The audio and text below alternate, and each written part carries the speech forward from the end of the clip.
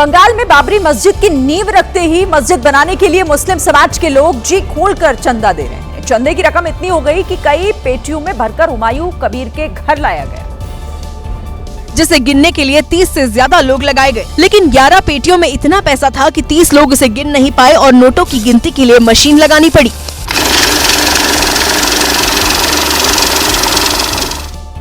6 दिसंबर को मुर्शिदाबाद में बाबरी मस्जिद के शिलान्यास के बाद मस्जिद बनाने के लिए चंदे मिले थे, जिसे पेटियों में भरकर पूर्व टीएमसी नेता हुमायूं कबीर के घर लाया गया।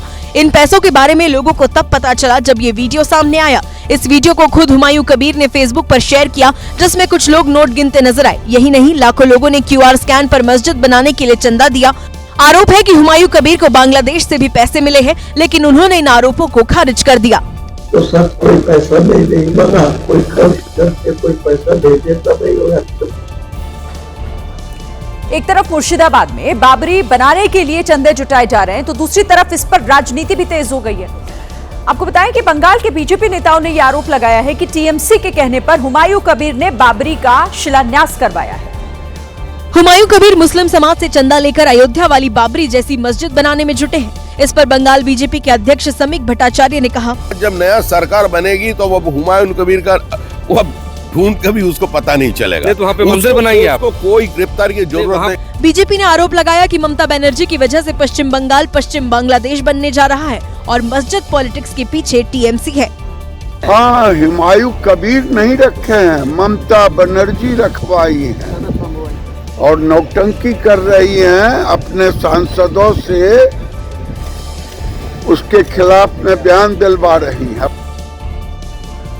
अमेरिकी राष्ट्रपति ट्रंप ने थाईलैंड और कंबोडिया के बीच जो युद्ध विराम करवाया था वो टूट गया है।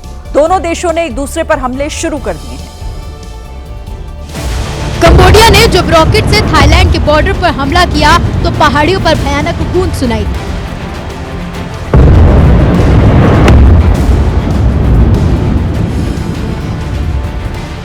कहीं धमाके हुए तो कहीं गोलियों की तड़तड़ाहट सुनाई दी। कंबोडिया के हमले के बीच थाईलैंड ने करीब 4 लाख लोगों को प्रभावित क्षेत्र से बाहर निकाला और सैकड़ों की संख्या में स्कूल बंद कर दिए। जवाब में थाईलैंड ने भी कंबोडिया पर एयर स्ट्राइक की है। थाईलैंड के हमले में एक बम कसीनो में भी गिरा, जिसे कंबोडियाई सैनिकों ने अपना अड्डा बनाया हुआ था। कुछ दिन पहले ही ट्रंप ने दोनों देशों के बीच शांति समझौता कराया था।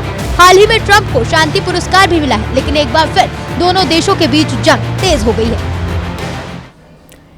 रूस के मॉस्को में बड़ा हादसा होते होते टल गया। चलते हुए ट्रक के ड्राइवर की अचानक से मौत हो गई, जबकि सड़क पर ट्रक चलता रहा।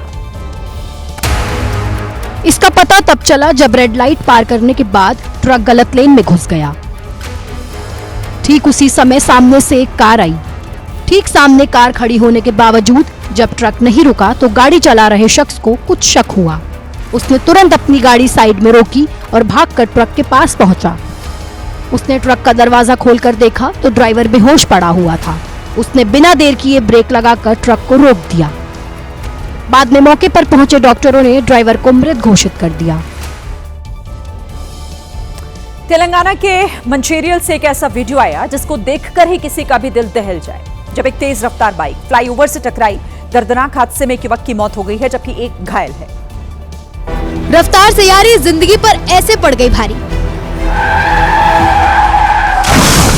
चंद मिनट की जल्दबाजी ने 29 साल के संदीप की सांसें थाम दी, जबकि 26 साल का सुमन जिंदगी और मौत से जंग लड़ रहा है।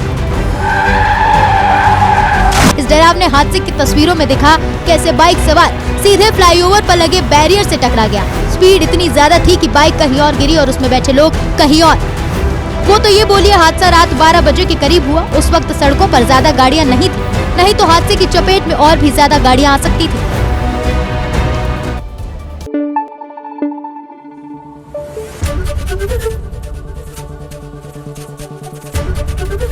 ABP न्यूज आपको रखे आगे।